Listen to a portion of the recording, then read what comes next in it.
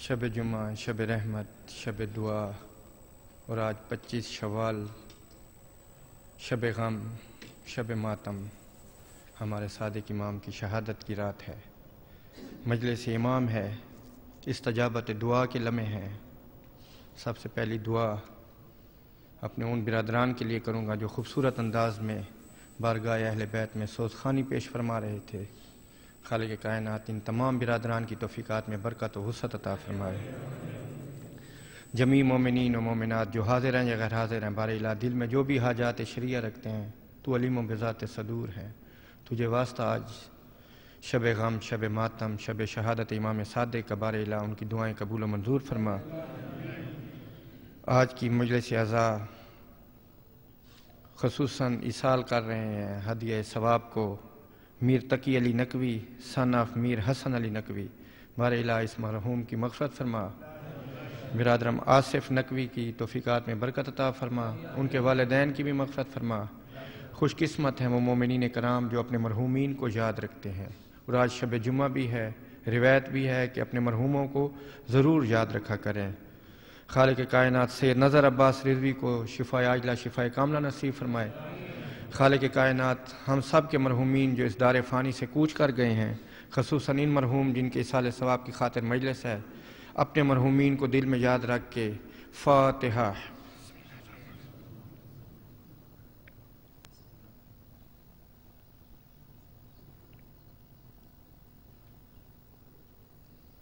جو اس امام بارگاہ علی رضا کے خدمت گزار ہیں، بار الہ ان کی خدمت قبول کر، اپنی حاجات دل میں رکھ کر بیٹھیں، توسل کرتے ہیں اہل بیت نبوہ سے۔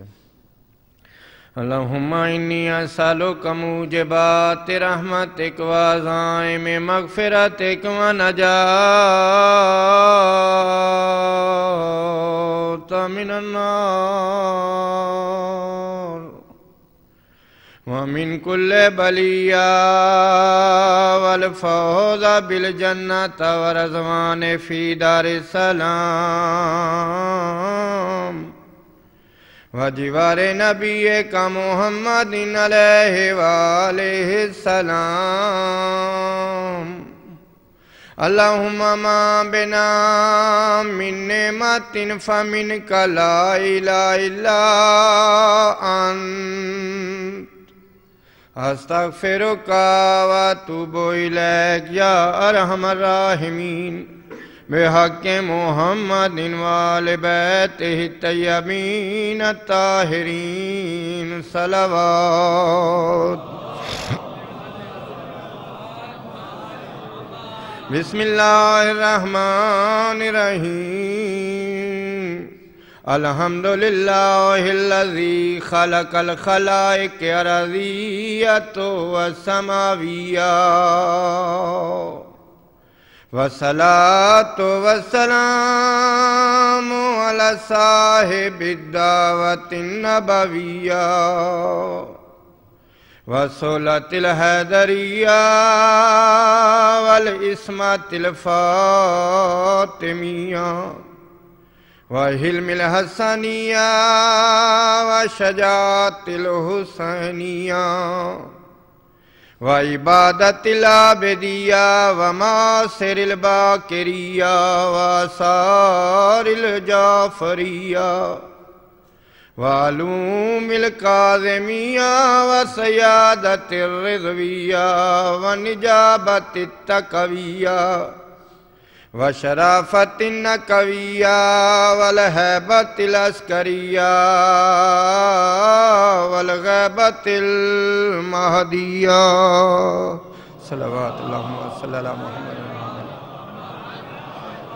علی لعنۃ اللہ علی قوم الظالمیہ والفرقۃ الباغیہ اما بعد فقد قال رسول اللہ صلی اللہ علیہ وآلہ وسلم اولنا محمد وأوسطنا محمد وآخرنا محمد وكلنا محمد۔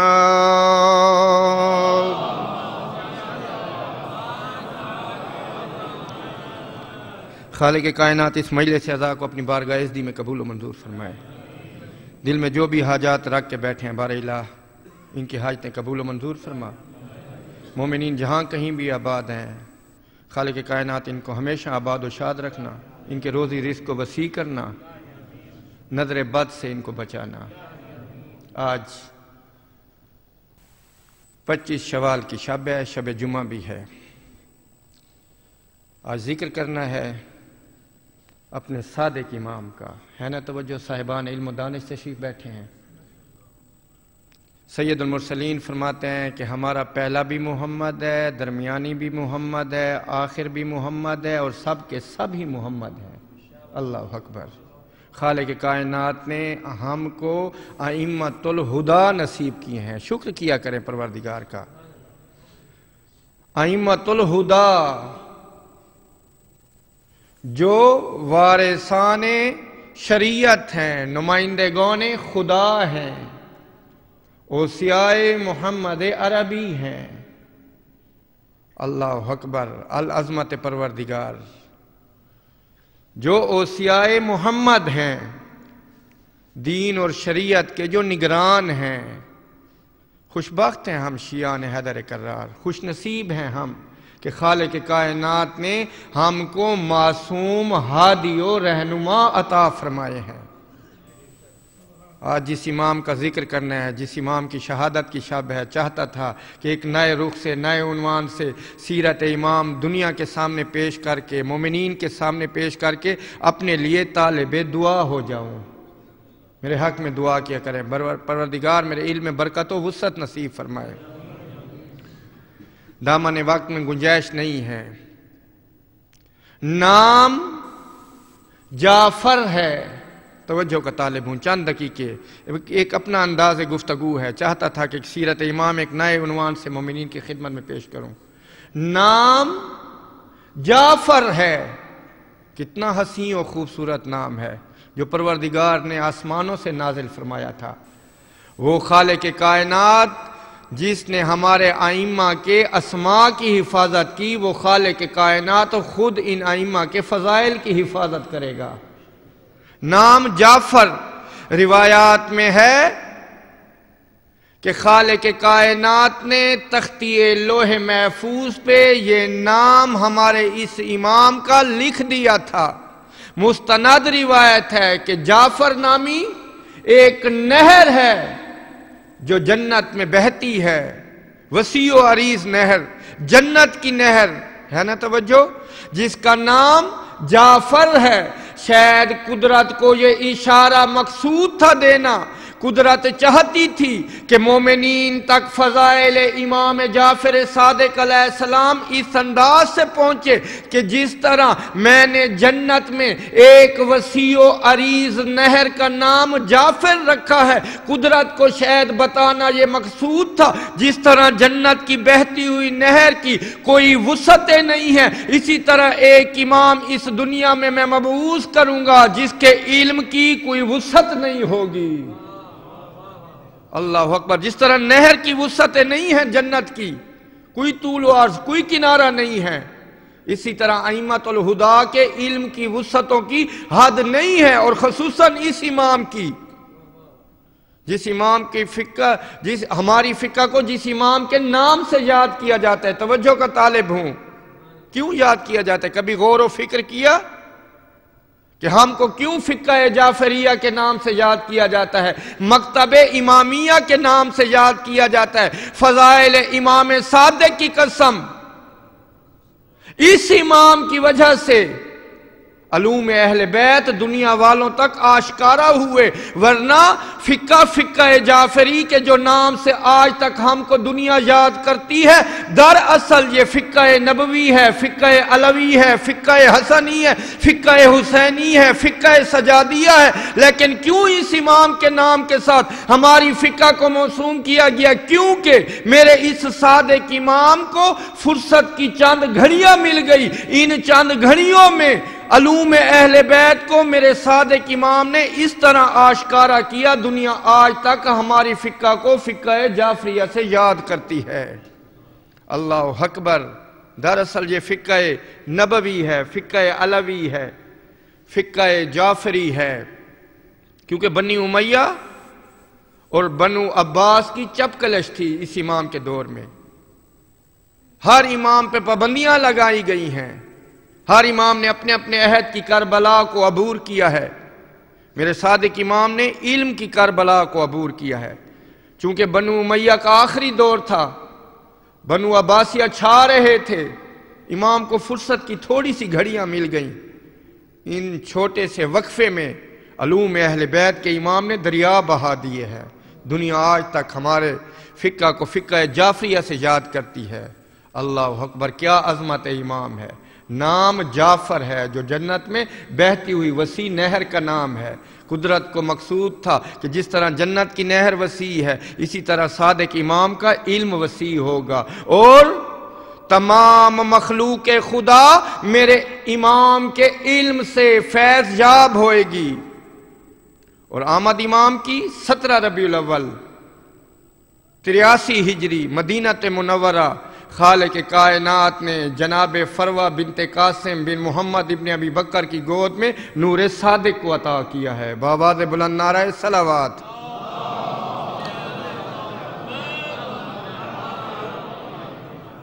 اللہ اکبر۔ 17 ربیع الاول یہ وہ پاک و پاکیزہ و متبرک یوم ہے مومنین کرام، اس کی اہمیت کو سمجھے۔ 17 ربیع الاول امام صادق کی آمد کا روز ہے، اور رسول کائنات کی آمد کا روز بھی یہی 17 ربیع الاول ہے، جب خالق کائنات نے نور نبی کو جناب آمنہ بنت وہب کی گود میں جلوہ فغان کیا، یہی 17 ربیع الاول تھا۔ اللہ اکبر۔ اور یہی 17 ربیع الاول مومنین کو چاہیے تھوڑا سا روحانیت کے ساتھ، علوم اہل بیت کے ساتھ اپنے آپ کو متصل کریں۔ مستند روایت ہے کہ سال میں 4 روزے رکھنے کی بے حد تاکید ہے، اور ان 4 روزوں کا ثواب پورے سال بھر کے روزوں کے برابر ہے۔ خود صادق امام فرماتے ہیں، جس مومن نے پورے سال میں ان 4 دنوں کی اہمیت کو یاد رکھا اور روزہ رکھا، میں صادق امام اس کی شفاعت کا ذمہ دار ہوں، اور اجر عظیم عطا فرمائے گا۔ 17 ربیع الاول پہلا روز، حکم ہے، تاکید ہے کہ اس دن مومنین ضرور روزہ رکھیں۔ 4 دن ہیں، 4 روزے بڑی اہمیت کے ہیں سال میں، انہی میں پہلا 17 ربیع الاول صادق امام رسول پاک کی آمد کا یوم 17 ربیع الاول، اور دوسرا روز 25 ذی القعدہ، اس کو یوم دہو الارض کہا جاتا ہے۔ جب کعبہ کے نیچے سے زمین کو بچھانا شروع کیا اللہ نے، یہ 25 ذی القعدہ ہے۔ یہ مستند ترین روایات ائمہ آپ کی خدمت میں ہدیہ سمجھ کے تحفہ دے کے جا رہا ہوں۔ دوسرا دن 25 ذی القعدہ، یوم دہو الارض اس کو کہا جاتا ہے، بے حد ثواب ہے اس دن روزہ رکھنا۔ اور تیسرا دن بے حد ثواب ہے، سال بھر کے روزوں کے برابر ہیں، وہ ہماری عید الاکبر 18 ذی الحج یوم عید غدیر کا دن ہے۔ مومنین اس دن بھی روزہ مستحب ہے، سنتاً رکھیں آپ، بہت ثواب ہے۔ اور چوتھا دن 25 رجب المرجب، اور بعض روایتوں میں 27 رجب المرجب، یہ بعثت نبوی کا دن ہے۔ یہ 4 روزوں کی رکھنے کی بے حد تاکید گئی ہے۔ 27 رجب، 25 ذی القعدہ، 18 ذی الحج اور 17 ربیع الاول، یہ یاد رکھیں مومنین، بے حد ثواب ہے ان دن روزہ رکھنے کا، سال بھر کے روزوں کا ثواب ہے۔ اسی دن ہمارے امام تشریف لائے 83 ہجری، اس امام کا عرصہ امامت 34 سال ہے، 34 برس امام کا عرصہ امامت ہے، اور تمام ائمہ میں جس نے طولانی زندگی بسر کی ہے ظاہری طور پہ یہی صادق امام ہے۔ 65 برس ظاہری حیات کا زمانہ ہے۔ یہ بنیادی معلومات ہر مومن پہ لازم ہے کہ اپنے ائمہ کے بارے میں رکھے، یہ ضروری ہیں۔ اپنی محبت و مودت کو فقط چند اماموں تک محدود نہ رکھیں، آپ تو خوش بخت ہیں، خالق کائنات نے آپ کو 12 معصوم ہادی رہنما نصیب کیے ہیں۔ زیادہ سے زیادہ معلومات رکھا کریں اپنے ائمہ کے بارے میں۔ 65 برس ظاہری زندگانی ہے، علوم اہل بیت کے امام نے دریا بہا دیے تھے۔ یہ وہ زمانہ تھا جب مختلف فقوں کی ایجاد ہو رہی تھی، یوں کہوں نا، لیکن امام بتلا رہے کہ لوگوں حق والا دروازہ یہ ہے، نحن ابواب اللہ، خالق کائنات کے معرفت کے باب ہم ہیں۔ امام نے صحیح معنوں میں تبلیغ آل محمد کی ہے، علوم اہل بیت کی نشر و اشاعت کی ہے، ورنہ یہ وہ زمانہ تھا جب مختلف فقہیں ایجاد ہو رہی تھیں، ابائیں کباؤں میں اسلامک برانڈ کا اسلام نہیں، دنیاوی برانڈ کا اسلام پیش کیا جا رہا تھا۔ بدلی نماز اور اذانیں بدل گئیں، اسلام تو وہی تھا، دکانیں بدل گئی تھی، ہر آدمی اپنی اپنی دکان سجا رہا تھا، یہ وہ زمانہ تھا۔ لیکن کیا کہنا اس صادق امام کے فضائل و مناقب کا۔ غیر متعصب مورخ ہمارے مکتب فکر کے جو نہیں ہیں، جو دوسرے مکتب فکر کے ہیں، وہ بھی لکھنے پہ مجبور ہو گئے۔ خصوصاً علامہ ابن حجر مکی سوائے کے محرقہ میں لکھتے ہیں کہ فرزند رسول سے بڑھ کے میں نے کوئی باکمال آدمی دیکھا ہے، نہ کوئی صاحب علم دیکھا ہے۔ یہ سوائے کے محرقہ میں لکھتا ہے، جلانے والی بجلیاں، علامہ ابن حجر مکی۔ اور بھی متعصب مورخ ہیں، لیکن صادق امام کے دروازے پہ زانو ادب طے کرتے ہوئے نظر آتے ہیں۔ دکھ تو اس بات کا لگتا ہے، جو میرے صادق امام کے مدرسے میں بیٹھ کے تعلیم حاصل کرتا ہو، دنیا آج اسے اپنی فقہ کا امام جانے اور فرزند رسول کے فرامین کو فراموش کر دے۔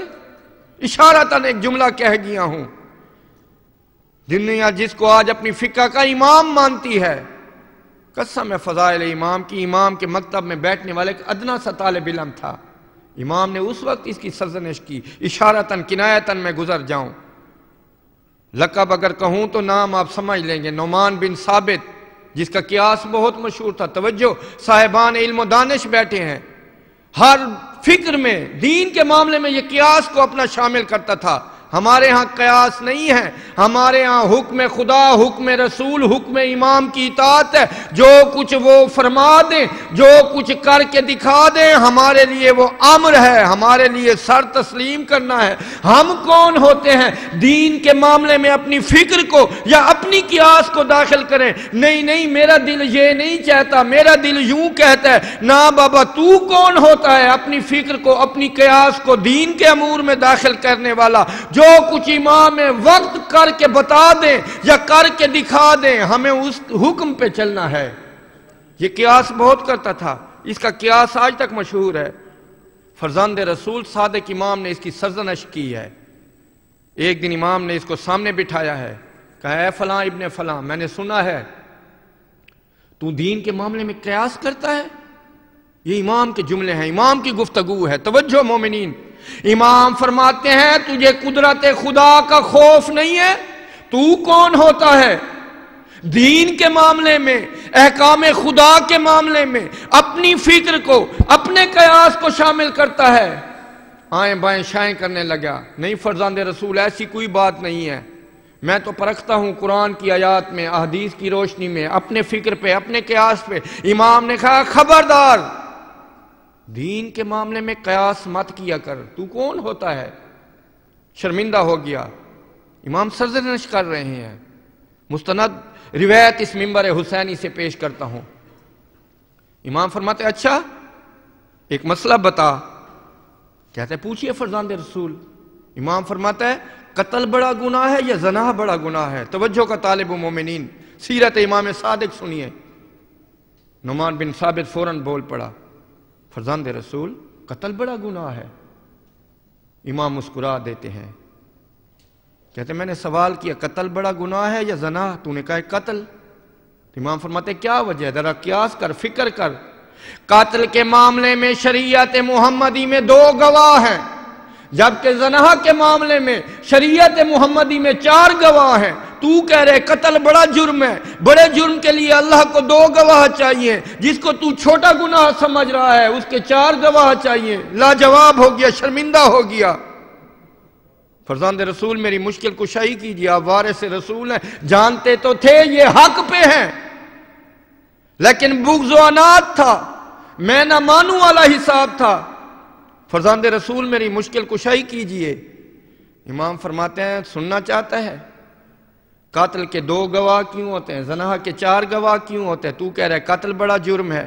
امام فرماتے ہیں قتل کرنے والا ایک مجرم ہوتا ہے، مقتول ہونے والا ایک مقتول ہوتا ہے، قتل ایک آدمی کر رہا ہوتا ہے۔ اسی لیے نانا کی شریعت کے نزدیک، خالق کائنات کے حکم کے مطابق قتل کے 2 گواہ چاہیے۔ حیران ہو گیا یہ علم امام دیکھ کے، تو مولا زنا کے 4 کیوں ہیں؟ امام فرماتے ہیں زنا میں دو مجرم برابر کے شریک ہوتے ہیں۔ خالق کائنات کے عدل الہی پہ ہم کو یقین ہے، حکم خداوندی کی رمز عدل کو سمجھیے، وہاں جرم کرنے والے دو ہوتے ہیں، اس لیے شریعت محمدی میں زنا کے 4 گواہ چاہیے۔ شرمندہ ہو گیا یہ علم سن کے، کہتے ہیں فرزند رسول آپ سے بڑھ کر کوئی عالم نہیں ہے۔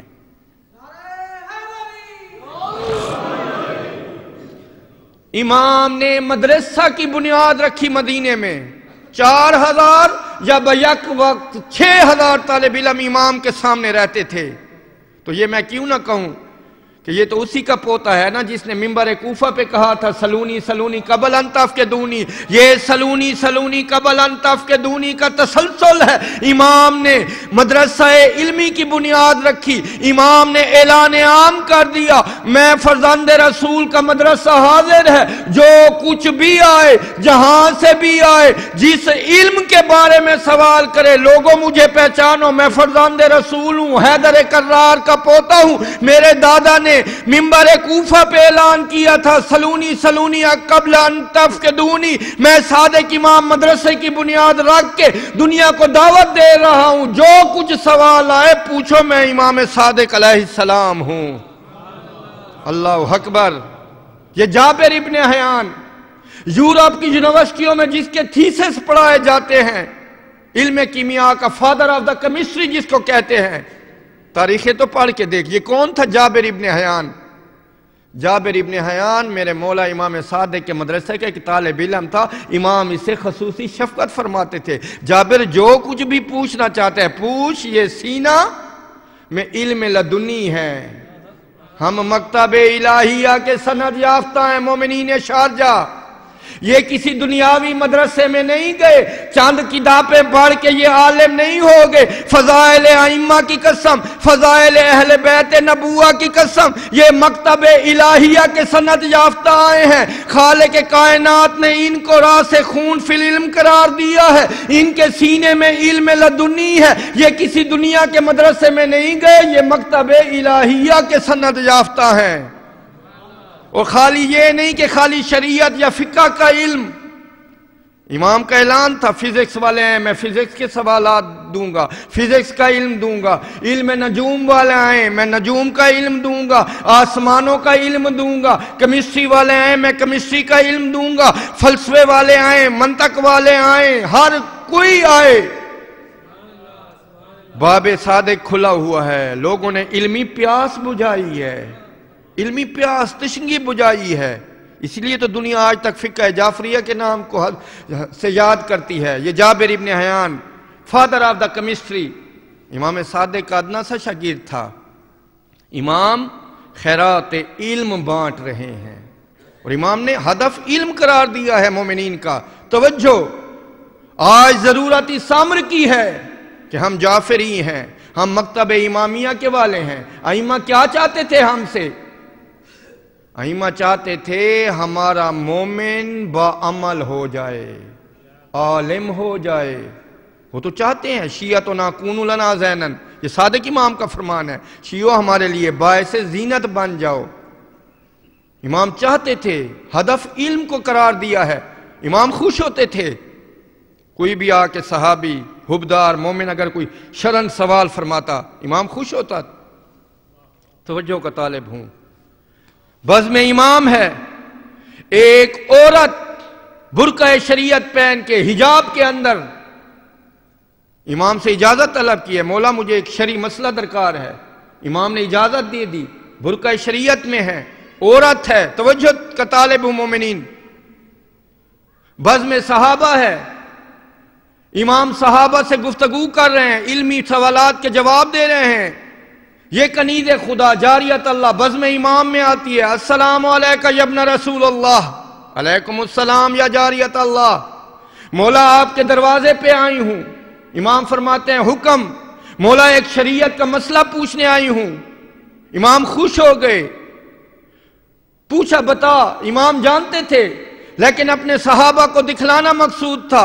عورت کہتی ہے مولا فرزند رسول میں آپ کی محبہ ہوں، آپ کے چاہنے والی ہوں، آپ کی شیعہ ہوں، بیمار رہتی ہوں، علیل رہتی ہوں، دنیا کے حکماں سے علاج کرایا ہے، سب نے لا علاج قرار دے دیا ہے۔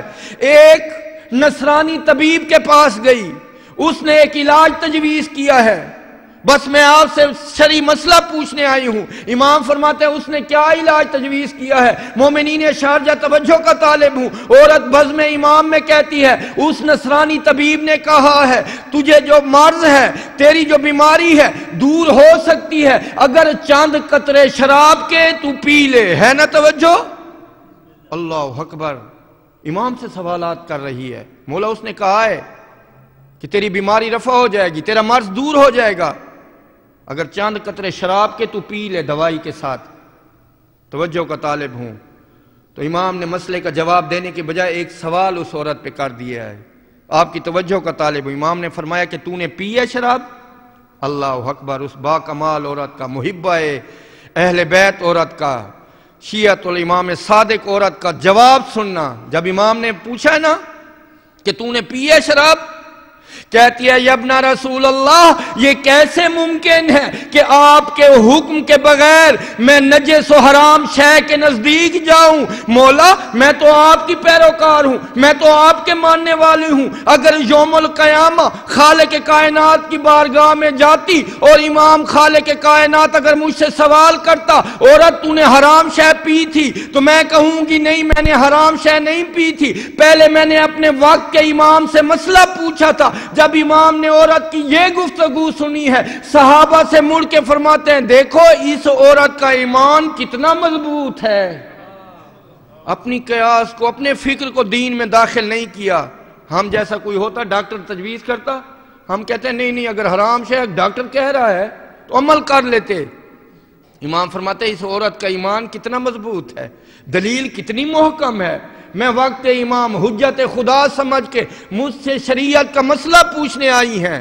عورت کہتی ہے مولا کیا شراب کے گھونٹ پی لوں؟ امام فرماتے ہیں لا، نہیں، قطعاً نہیں، حرام شے میں اللہ نے شفا رکھی نہیں ہے۔ اللہ اکبر، توجہ چاہتا ہوں، توجہ کا طالب ہوں۔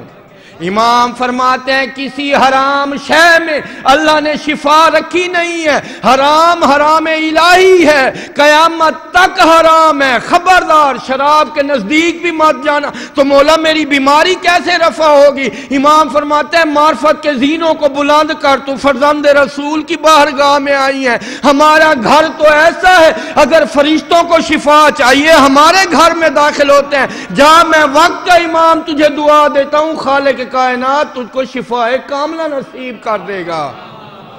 اللہ اکبر، ایسا مومن چاہیے۔ اللہ اکبر، پرسا پانی، ایسا با ایمان اور مطیع الامام مومن چاہیے جو وہ کچھ فرما دیں وہی دین ہے۔ اپنی قیاس اور فکر کو دین کے امور میں انسان شامل نہ کریں۔ حجت خدا وہ ہیں نا، نمائندگان خدا وہ ہیں جو کچھ وہ کر کے دکھا دیں یا زبان مبارک سے فرما دیں وہ دین ہے، وہ حکم رسول ہے، وہی مثل حکم خدا ہے۔ ایسا مطیع الامام مومن چاہیے۔ شیعہ تو نہ کون لنا زین، اے ہمارے شیعہ ہمارے لیے باعث زینت بنو۔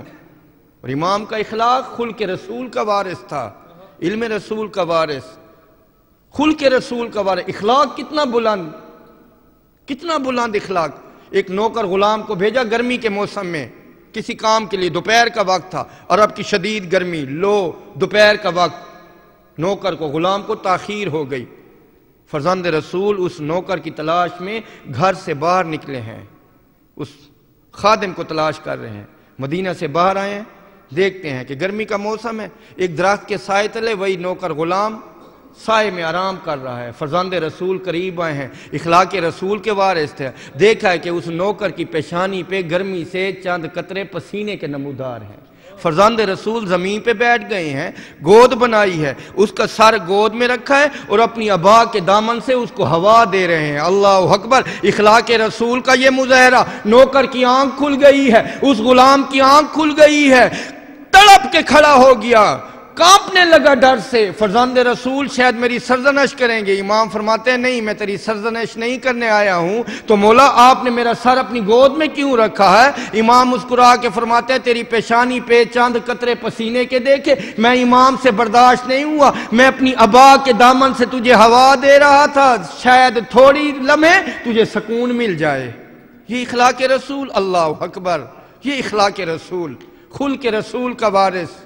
اور کریم کتنا، اللہ اکبر، سخی کتنا۔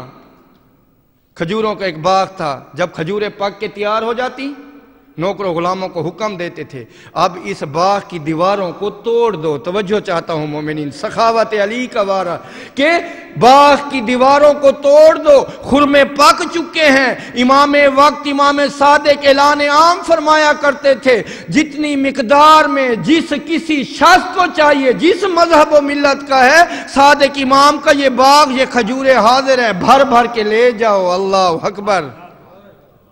بابا دنیا کے باغوں سے جو مخلوق کو مستفید کرتا ہے، کیا جنت کے باغوں سے مومنین کو مستفید نہیں فرما سکتا؟ صادق امام، سیرت امام صادق کا مطالعہ کریں، ضرورت اس امر کی ہے۔ کتنا کریم امام، کتنا رحیم امام۔ ابا بصیر ایام جوانی میں سے لے کر آخر تک امام کا صحابی رہا ہے، بعد میں اس کی بصارت زائل ہو گئی تھی۔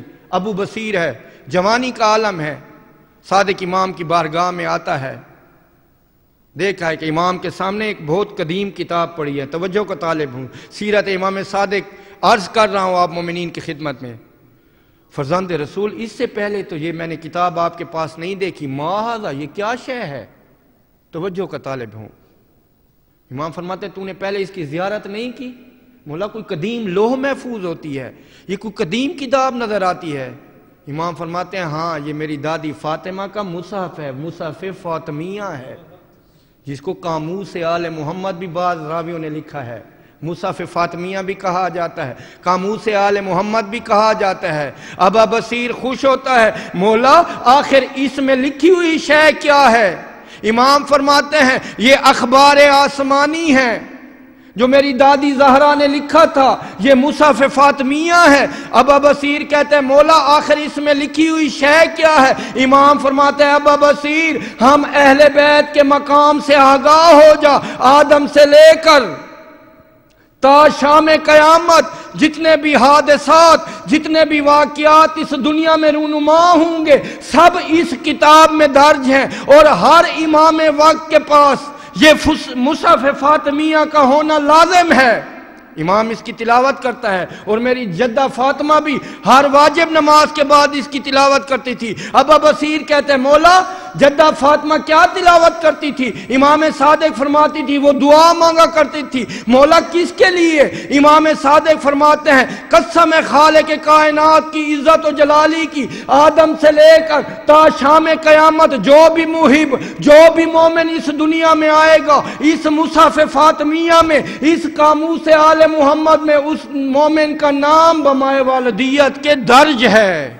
اور میری دادی فاطمہ ہر مومن کا نام لے کے دعا فرمایا کرتی تھی۔ ابا بصیر کہتے ہیں مولا میرا بھی اس میں نام ہے؟ فتبسم امام مسکرا کے فرماتے ہیں ابا بصیر ہم کو پہچان، ہم تو دلوں کا حال بھی بہتر جانتے ہیں، تیرا نام بھی ہے، اور ان قریب خالق کائنات دو فرزند تجھے عطا کرے گا، ایک کا نام محمد ہوگا، ایک کا نام عیسیٰ ہوگا، اس کا نام بھی اس قاموس میں درج ہے۔ اور ہم ائمہ اپنے مومنین کو فراموش نہیں کرتے، ہر نماز کے بعد دعا دیتے ہیں۔ آج بھی یہ مصحف فاطمہ 12ویں آقا کے پاس ہے، جب وہ ظہور اذن خدا سے فرمائیں گے مومنین کو اس کی زیارت کرائیں گے۔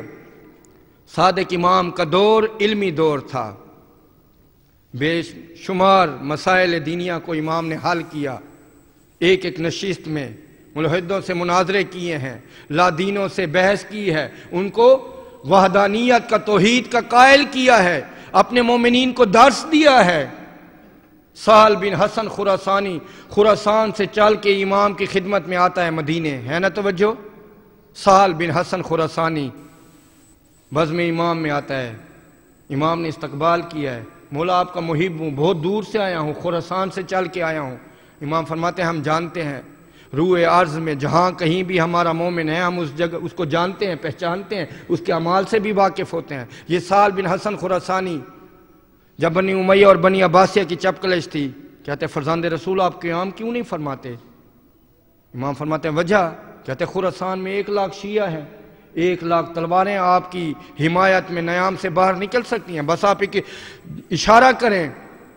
امام فرماتے ہیں ہم بہتر جانتے ہیں کب قیام کرنا ہے، کب کیا بات کرنی ہے۔ مولا میں آپ کا شیعہ ہوں، مولا میں آپ کا محب ہوں۔ امام کوئی زیادہ توجہ نہیں دے رہے، توجہ کا طالب ہوں۔ سہل بن حسن خراسانی سے گفتگو فرما رہے ہیں، یہ بار بار اصرار کرتا ہے مولا میں آپ کا محب ہوں، خراسان میں 1,00,000 شیعہ ہیں، آپ قیام تو کریں، یہ تخت و تاج آپ کے حوالے ہوگا۔ امام فرماتے ہیں تخت و تاج کی ہمیں کیا ضرورت ہے، میرے دادا علی نے تخت و تاج جوتی کی نوک پہ رکھا تھا۔ اللہ اکبر۔ جب اصرار کر رہا ہے امام نے کہا خاموش ہو جا، بیٹھا ہے۔ یا اسی اثناء میں امام صادق کی ایک کنیز گھر سے باہر آئی، جو سامنے مہمانوں والے حجرے کے سامنے تھوڑی سی جگہ تھی، وہاں پہ ایک تندور تھا، اس کنیز نے لکڑیاں ڈالی، آگ کو روشن کیا۔ جب شعلے اچھی طرح بھڑکنا شروع ہوئے نا، امام نے سہل بن حسن خراسانی کی توجہ مبذول کرائی۔ سہل، وہ سامنے کیا ہے؟ مولا آپ کی کنیز نے آگ کو روشن کیا ہے، تندور گرم ہو چکا ہے۔ امام فرماتے ابھی تو دعویٰ کر رہا تھا نا میں تیرا شیعہ ہوں، تیرا محب ہوں، میں امام کے امر کو تسلیم کرتا ہے؟ ہاں مولا جو امر بھی دے۔ امام فرماتے ہیں وہ سامنے آگ کے شعلے بھڑک رہے ہیں، اگر تو مجھے امام وقت سمجھتا ہے جا اس میں کود جا۔ جب یہ کہا نا کھڑا ہو گیا۔ مولا چھوٹے چھوٹے بچے ہیں، خراسان میں عیالدار ہوں، آپ سے ملنے آیا ہوں، اچھا آپ مجھے کہہ رہے ہیں کہ میں جلتے ہوئے تنور میں چلا جاؤں، جل جاؤں گا، مر جاؤں گا، خاکستر ہو جاؤں گا؟ امام مسکرا کے خاموش ہو دیے۔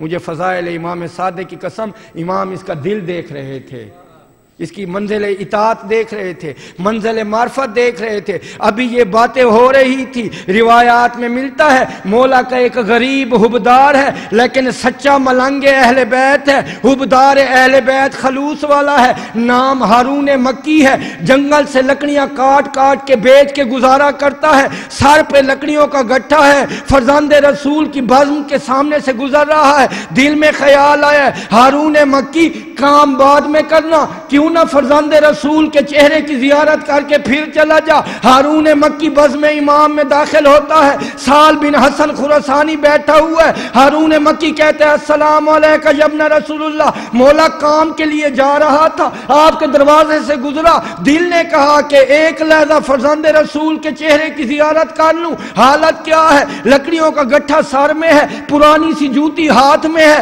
گرد آلود لباس ہے، لیکن صحیح معنوں میں مطیع الامام ہے، حبدار اہل بیت کی منزل پہ۔ امام نے کہا ہارون مکی تیرا سلام قبول ہے، لیکن میرے امام فرماتے میرا ایک امر ہے، وہ جو سامنے تنور روشن ہے، تندور گرم ہے، جا کے چھلانگ لگا دے۔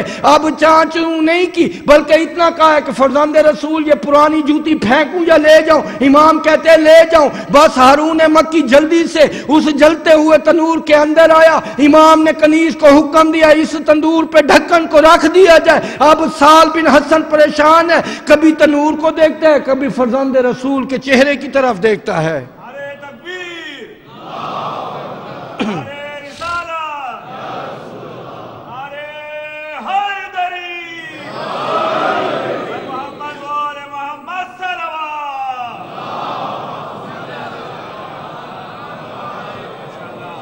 ہے نا توجہ؟ اطاعت امام۔ امام نے اس کی پریشانی دیکھی، چہرے پہ ہوائیاں ہیں۔ مولا پوچھتے ہیں تو کیوں پریشان ہے؟ مولا وہ غریب جو تھا لکڑہارا وہ تو جل کے مر گیا ہوگا۔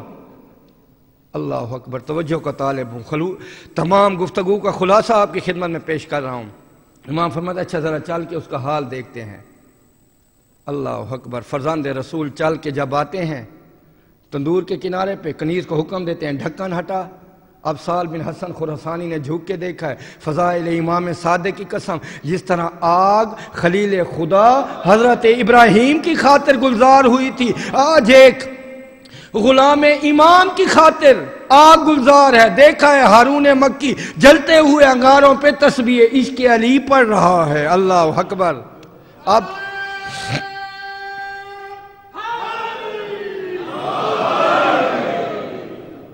امام فرماتے ابھی تو کہہ رہا تھا میں آپ کا محب ہوں، آپ کا شیعہ ہوں۔ امام نے پلٹ کے ایک سوال کیا، پوری گفتگو کا یہی محاصل ہے، نتیجہ ہے۔ امام پوچھتے ہیں اب بتا خراسان میں ہارون مکی جیسے کتنے مومن ہیں؟ اللہ اکبر، اس جیسے ہمیں ایسا مومن درکار ہے، زبان والا مومن نہیں درکار ہے، ہمیں عمل والا مومن درکار ہے، عمل ان کی طرح ہو۔ زبان کا دعویٰ تو بہت آسان ہے، ہماری خوش بختی ہوگی اگر وہ ہمیں اپنا محب سمجھ لیں۔ شیعہ کی منزل تو بہت دور ہے، اگر فقط ہمیں محب سمجھ لیں۔ کتنے واقعات ہیں امام کے، اللہ اکبر۔ علم کی شمع کو روشن رکھا، اللہ جانے کون سا بغض و حسد تھا۔ حالانکہ امام کو تخت و تاج کی کوئی ضرورت غایت نہیں تھی، لیکن اہل تخت ہمیشہ ان کے خلاف عداوتیں کرتے رہے۔ علی و اولاد علی کی دشمنی کو تسلسل کو آگے بڑھاتے رہے۔ کتنے ظلموں کا سامنا کیا ہے میرے اس امام نے، امام کی کربلا، امام کے ظلم جو امام پہ برسائے گئے، کیے گئے ہیں۔ بس اتنا کہتے ہیں سیدہ تیرے بیٹوں کا اپنا نصیب۔ منصور دوانکی نے امام کو زہر دی تھی، یہ ایسا بدبخت ظالم تھا، تاریخ پڑھ کے دیکھیں۔ کہاوت ہے نا کہ فلاں شخص اتنا ظالم ہے کہ اس کے ہاتھ خون اہل بیت سے رنگے ہوئے ہیں۔ اس منصور دوانکی کے متعلق عرب کی پرانی کتابوں میں مثال مشہور ہے کہ اتنا بدبخت شقی دشمن اہل بیت رسول تھا کہ اس کے کونیوں تک ہاتھ خون سادات میں رنگے ہوئے تھے۔ پتہ چلتا نا یہ اولاد رسول ہے، دیواروں میں چنا دیتا۔ کتنی سادات کا قتل اس نے کیا ہے۔ جناب زید شہید کی شہادت اس کے دور میں ہوتی ہے، امام صادق رنجیدہ تھے۔ نفس زکیہ کا قتل، زید کی شہادت، پے در پے مومنین پہ ظلم، اولاد رسول کا قتل اس منصور دوانکی کے دور میں۔ اس منصور دوانکی نے امام صادق کے گھر کو آگ لگائی تھی، مال و اسباب سارا جل گیا، اہل خانہ محفوظ رہے، امام محفوظ رہے۔ ایک صحابی امام کا بیان ہے، جب دوسرے روز میں بزم رسول میں گیا نا، صادق امام گریہ فرما رہے ہیں،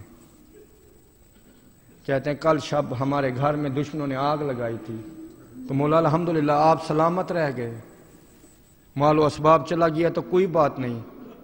جب اس نے یہ بات کی ہے نا، میں نے روایت میں پڑھا کہ امام کا گریہ بلند شود، امام زیادہ روئے ہیں۔ صحابی پوچھتے ہیں مولا گریہ کرنے کی وجہ؟ امام فرماتے ہیں میرے گھر میں آگ لگی، میرے پردے دار بھی محفوظ رہے، ہمارے گھر پانی بھی تھا۔ اللہ اکبر، بس سزادار ہو، میں کنائے اللہ اکبر۔ شاید امام شام شب غریباں کی آگ کو یاد کر رہے تھے جب میری پھوپھیوں کی چادریں چھین گئی تھیں۔ سب سے آخری وصیت جب ہارون مکی نے امام کو زہر ہلال دیا، جب منصور دوانکی نے زہر دیا، امام نے آخری وصیت نماز کے بارے میں کی ہے، لا شفاعتنا، ہماری شفاعت اس کو نہیں پہنچے گی جس نے اپنی زندگانی میں نماز کو صبح ہلکا جانا۔ کتنی اہمیت ہے امام کے نگاہوں میں نماز کی۔ آخری وصیت امام کی نماز اور صلہ رحمی کے بارے میں تھی۔ امام کاظم کو وصیت فرما رہے ہیں، جوان بیٹا ہے، بیٹا بھی مجھے غسل بھی دینا، مجھے کفن بھی دینا، جنت البقیع میں جد حسن کے پہلو میں مجھے دفنا دینا۔ سب امور ہوئے۔ امام صادق کی دختر نے نوحہ بھی پڑھا ہے، گریہ بھی کیا ہے۔ میں کہتا ہوں امام صادق آپ خوش بخت ہیں، خوش نصیب ہیں، آپ کو غسل بھی مل رہا، آپ کو کفن بھی مل رہا، آپ کی بیٹیوں کو جنازے پہ رونے بھی دیا گیا ہے، کسی بیٹی کو ظالموں نے تماچے تو نہیں مارے۔ قربان جاؤں آقا حسین کے، مظلوم حسین کے غم پہ، نہ جس کو غسل ملا نہ جس کو کفن ملا۔ بس مومنین شارجہ چند جملے مصائب کے سن لیجئے، کتنا غریب حسین ہے، کتنا مظلوم حسین، بعد شہادت کے بعد بھی جس کے ظلموں کو روکا نہیں گیا بلکہ پے در پے ظلم کیے گئے ہیں۔ کیا لاش پہ گھوڑے نہیں دوڑائے گئے؟ جسد امام کو پامالی نہیں کی گئی ہے، نو کے نیزہ پہ سروں کو نہیں سجایا گیا ہے، خولی کے گھر میں تنور کجا، سر امام کجا، کتنے ظلم ہے جو امام کی شہادت کے بعد ہوئے ہیں۔ میرا دل کہتا ہے آج بھی امام زمانہ پردہ غیبت میں بیٹھ کے مصائب حسین پہ نطبہ کرتے ہیں، واہ غریب حسینہ، واہ مظلوم حسینہ۔ شہادت کے بعد بھی ظلموں کی داستان جس کی طویل ہے، بس ایک ظلم سن لیجئے، وہ کس ملعون نے کیا ہے؟ وہ کہ سپاہی یزید میں نہیں تھا، بلکہ ایک ظلم سوگنامہ آل محمد نے، نہر المصائب والے نے لکھا ہے، یہ ایک ظلم سارباں کا تھا۔ سارباں کہتے ہیں جو اونٹوں کی رکھوالی کرتا ہے۔ یہ امام علیہ السلام کا ایک خادم تھا، میرے مولا مظلوم کا، کوفہ کا رہنے والا تھا۔ نام اصل اس کا وائل بن بریدہ لکھتے ہیں، لیکن عرف عام میں، روایتوں میں، مقاتل کی کتابوں میں اس کو جمال کے نام سے یاد کیا جاتا ہے۔ یہ وہ ظالم نہیں ہے جس کے بارے میں آپ ظلم سنتے ہیں، جس کے بارے میں آپ ظلم سنتے ہیں وہ ایک دوسرا ملعون تھا جس کا نام بجدل بن سلیم تھا، جس نے شام غریبہ امام کی انگشتی اتاری تھی۔ میں انگوٹھی کہتا ہوں مومنین، دل نرم و نازک ہے۔ بجدل بن سلیم نے خالی انگوٹھی نہیں لی تھی بلکہ مظلوم کی انگل کو شہید کیا تھا، وہاں غربت تھا۔ اس لیے بی بی نے آ کے مرثیہ پڑھا تھا 12 محرم کو، یا اخی حسین، تو میرا بھائی حسین تو ہے، مسلوب الامامت والرداء، جس کا لباس بھی لوگوں نے لوٹا، جس کا امامہ بھی لوٹا۔ ایک ظلم عظیم سارباں نے کیا ہے، اس وائل بن بریدہ نے کیا ہے، جس کو ہم جمال کہتے ہیں، مستند روایت ہے۔ سعید بن مسیب امام سید سجاد کا ایک صحابی ہے، بڑا جید صحابی ہے، نام سعید بن مسیب ہے۔ یہ سعید کہتا ہے نا 62 ہجری کو میں حج کرنے مکہ میں آیا نا، میں نے ایک عجیب منظر دیکھا ہے، حج کا موسم ختم ہو گیا، میں کعبہ کا الوداعی سلام کرنے آیا ہوں۔ یہ سعید بن مسیب کہتا ہے میں نے ایک شخص کو دیکھا ہے جس کا چہرہ سیاہ ہو چکا تھا، جس کے ہاتھ چھل ہو چکے تھے، اپنے آپ میں ایک چادر ڈال کے غلاف کعبہ سے لپٹ کے ایک دعا کر رہا ہے، عجیب لہجے میں کہہ رہے میرے اللہ میں اپنے گناہوں کی معافی کا طلبگار ہوں، لیکن میرے اللہ مجھے یقین ہے ساری کائنات کو تو بخش سکتا ہے، میرے جرم کو تو بخش نہیں سکتا، تو ضرور مجھے جہنم داخل کرے گا۔ سعید بن مسیب کہتے ہیں جب میں نے یہ دعا سنی نا، میں نے شخص کی پشت پہ آ کے ہاتھ رکھا، بندہ خدا کے گھر میں مایوسانہ باتیں کیوں کرتا ہے؟ سعید کہتے ہیں اس شخص نے پلٹ کے دیکھا، اس کا چہرہ سیاہ ہو چکا تھا، اس کے ہاتھ چھل ہو چکے تھے۔ کہتے ہیں سعید بن مسیب تو سید سجاد کا صحابی ہے، تو بھی کوفہ کا رہنے والا ہے، میں بھی کوفہ کا رہنے والا ہوں، نام میرا وائل بن بریدہ ہے، لوگ مجھے جمال کہتے ہیں، میرا ظلم بہت عظیم ہے، میں نے فرزند رسول پہ بڑا ظلم کیا ہے، مجھے یقین ہے میرا اللہ مجھے معاف نہیں کر سکے گا۔ سعید کہتے ہیں چونکہ میں مومن تھا میرے آنکھوں سے آنسو بہنے شروع ہوئے ہیں، اے جمال تو نے کربلا میں کون سا ظلم کیا ہے؟ اب یہ سعید بن مسیب کو جمال لے کے حدود حرم سے باہر چلا جاتا ہے، چند مومنین اور بھی ہیں۔ یہ جمال کہتے ہیں سعید میرا ظلم نہیں سن سکے گا، میں فرزند رسول کی خدمت کرتا تھا، میرا کام اونٹوں کی نگہداشت تھا، میں امام کے اونٹوں کا ساربان تھا، مدینہ سے لے کر مکہ، مکہ سے لے کر کربلا تک میں اپنے مولا کے ہمراہ تھا۔ یہ سعید کہتا ہے تو نے جرم کون سا کیا ہے؟ اب یہ جمال کہتا ہے جب جناب شہربانوں سے عقد ہوا تھا نا امام کا، اس وقت میں نے سنا تھا بی بی شہربانو ایران سے ایک قیمتی کمر بند لائی تھی، امام ہر وقت اس کو کمر کے ساتھ زیب تن کیا رہتا تھا، حالانکہ میری نگاہ اس کمر بند پہ تھی۔ کتنا سخی حسین ہے، کتنا کریم حسین ہے، جس کی سخاوت بہت مشہور تھی۔ کتنی دفعہ امام نے مجھے سامنے بٹھا کے کہا ہے وائل بن بریدہ اگر تیرا کوئی سوال ہے، کوئی شے مانگنا چاہتا ہے، میں حسین کی سخاوت مشہور ہوں، میں تجھے دوں گا۔ یہ جمال کہتے ہیں میں قیمتی کمر باندھ پہ میری نگاہ تھی، مدینہ سے رخصت ہوئے، ہم مکہ پہنچے، حج کے احرام کو عمرہ میں بدلا، 2 محرم کو ہم کربلا پہنچے۔ میں مختصر کروں، یہ اتنا کمینہ جمال تھا، خود گریہ کر رہا ہے، کہتے ہیں 7ویں محرم کو اہل بیت کے بچوں پہ پانی بند ہوا ہے، میں امام کے اونٹوں کی خدمت کر رہا تھا، شب عاشور امام نے خطبہ دیا ہے، یوم عاشور طلوع ہوا ہے، شہادتیں ہونے لگی، میرا مولا کمر جھکا کہ شہیدوں کی لاشیں خیمہ میں لاتا تھا، میں دیکھ رہا تھا۔ پس عصر عاشور قیامت کا لمحہ تھا، جب نیزے پہ حسین کا سر چھجا، خیام میں آگ لگ گئی، شام غریباں چھا گئی، مقتل اہل بیت سج گیا ہے۔ سعید بن مسیب کہتے تو پھر کیا ہوا؟ یہ کمینہ کہتا ہے جب تاریکی چھا چکی ہے، سیدانیاں رو چکے ہیں، ریت کے ٹیلوں کے ساتھ بیبیاں بالوں کا پردہ بنا کے بیٹھی تھی، کربلا کے میدان میں سکوت تھا، میرے دل میں خیال ہے یہی تو وقت ہے امام کا قیمتی کمر باندھتا ہے۔ یہ کمینہ کہتا ہے میں چھپتا چھپاتا مقتل میں آیا ہوں، پتھراں اور تیروں کا ڈھیر لگا ہوا تھا، امام کی لاش حالت سجدہ میں تھی، مومنین پرسہ دینے بس 2 جملے۔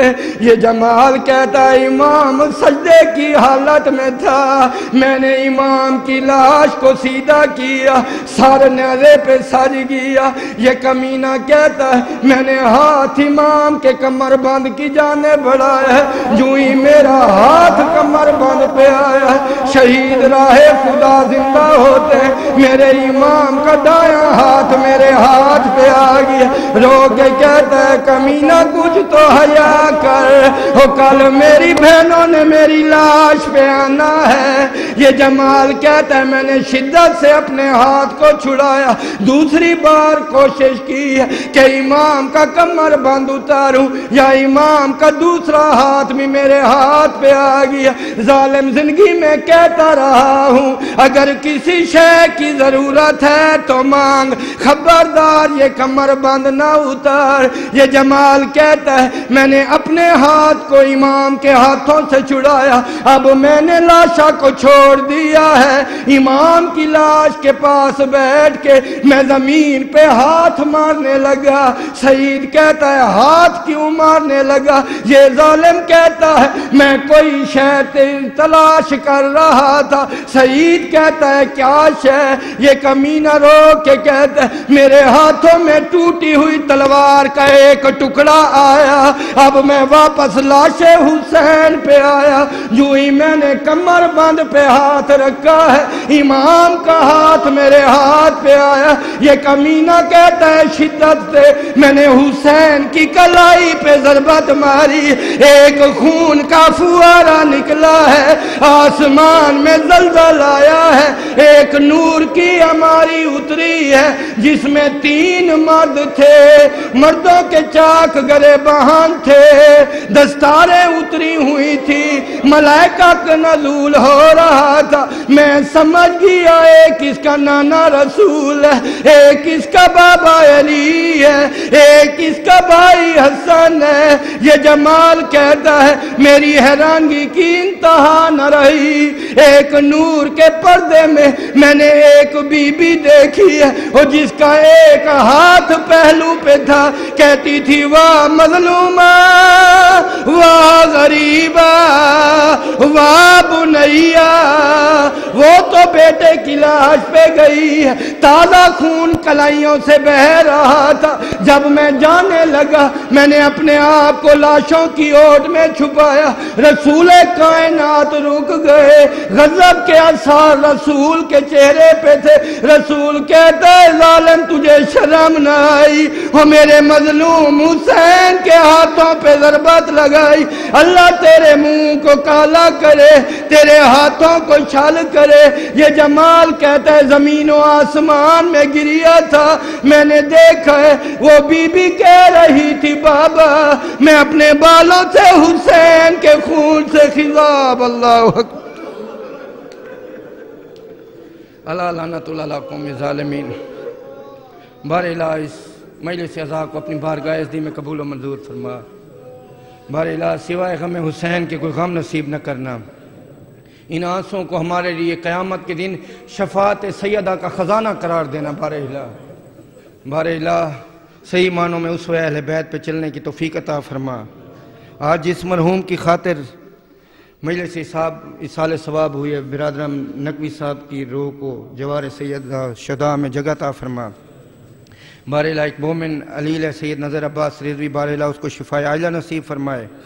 خالق کائنات برادرم آصف نقوی کے رزق حلال میں برکت عطا فرمائے، جس نے مرحوم بھائی میر تقی علی نقوی صنف میر حسن علی نقوی کی خاطر یہ سال ثواب کی مجلس منعقد کی ہے، بار الہ اس کے والدین کی بھی مغفرت فرما۔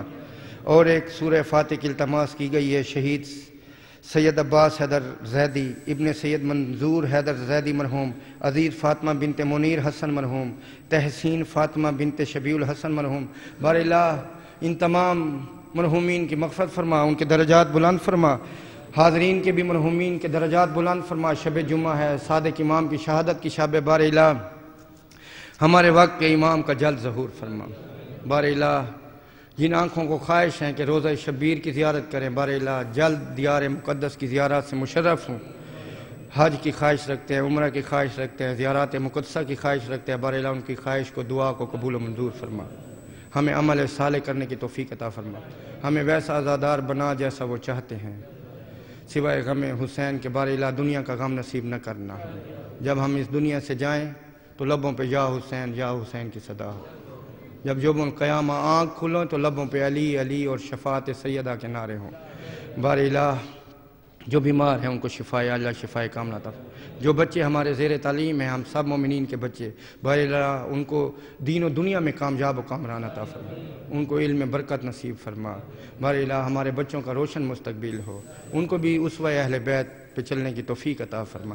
بار الہ امام برگالی رضا کے جو مومنین ہیں، خدمت گزار ہیں، صابر و شاکر اور دیگر آپ مومنین، بار الہ ان کی خدمت قبول کر، ان کی توفیقات میں برکت و وسعت نصیب فرما۔ ربنا تقبل منا انک انت الدعاء السمیع العلیم برحمتک یا ارحم الراحمین۔ اللہم کن ولیک الحجۃ ابن الحسن صلواتک علیہ وعلی آبائہ فی ہذہ الساعۃ وفی کل ساعۃ ولیا وحافظا وقائدا وناصرا ودلیلا وعینا حتی تسکنہ ارضک وتمتعہ فیہا طویلا یا ارحم الراحمین بحق محمد وآل بیتہ الطیبین الطاہرین صلوات اللہم صلی علی محمد